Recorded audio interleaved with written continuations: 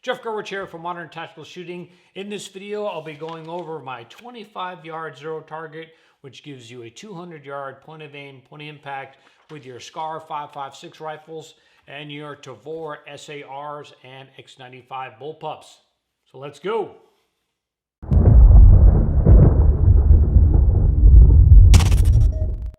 All right, so I know it seems like an odd matchup, a SCAR and 5.56 and, Tavor and X95 bullpup rifles. How does the zero work? Well, they both have the same height above bore, meaning the offset from the barrel to the optic when you're running a 1/3 co-witness optic like at EOTech or an aim point, it basically is the same. Now, I first came up with this zero target with the correct hold off for running a red dot on a SCAR back in 2010. Now, SF generally only runs the SCAR heavy in 7.62x39, but in 2010 we were issued a limited number of SCARs in 5.56 for a specific requirement.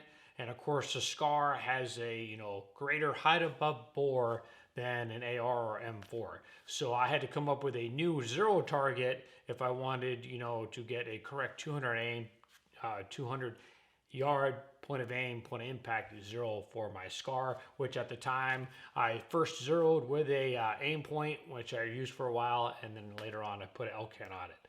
But this target will work for both.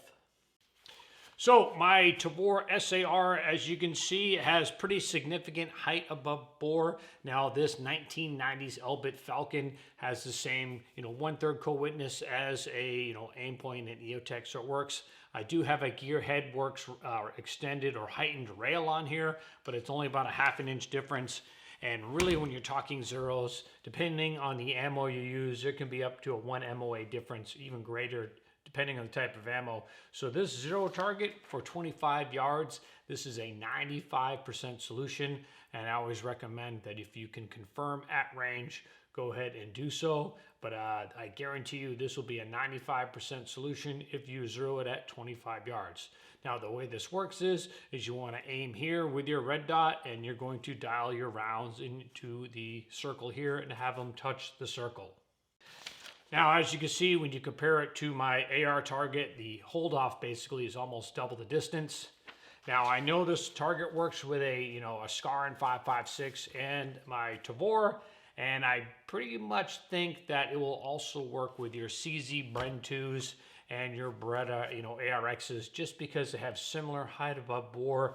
And the reason for that is they all have a, huge op rod channel in the top of the gun, which, puts the housing and basically drops the height above bore or increases the height above bore once you put your optic on. So there's pretty significant offset, basically double the distance over that of an AR or M4.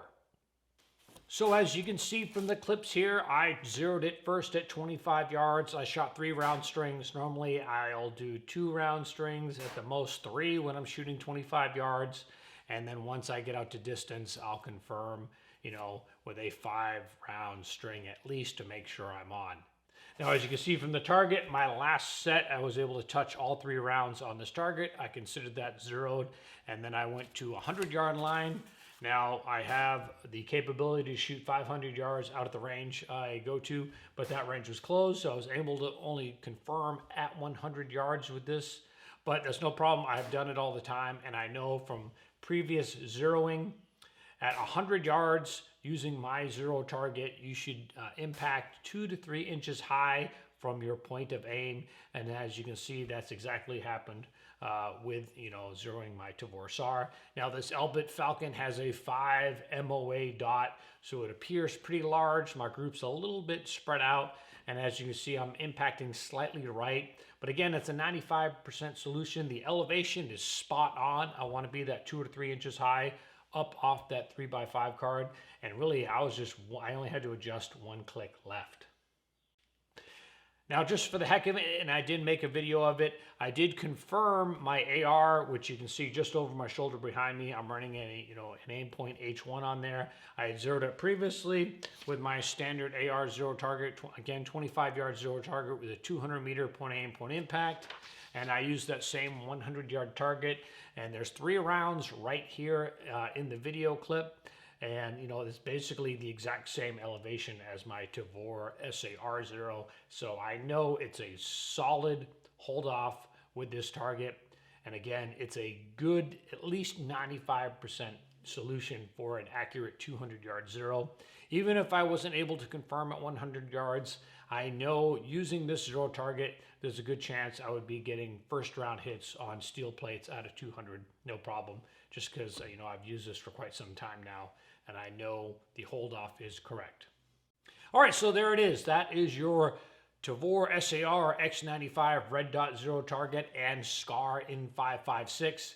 And again, I bet you it will probably work with your CZ Bren 2, Beretta ARX, and similar guns that have that, increased height above bore. If you have one of those guns and you use this zero target, please by all means post your results down in the comments. I'll provide a link to this target. It's on my Facebook page under photos.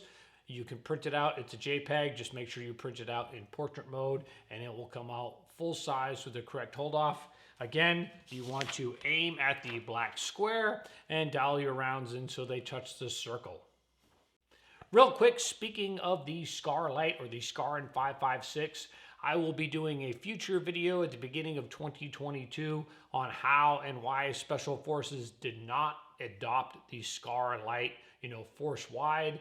I know the reasons because I was part of the final testing that took place with the SCAR Light and determined if we were going to use it or not. So stay tuned for that in 2022. All right, that's enough watching me. Go ahead, grab your SCAR or your Tavor, go out, hit the range, give it a 25-yard, 200-yard point of aim, point of impact zero. As always, I'm Jeff Gerwich, and thanks for watching.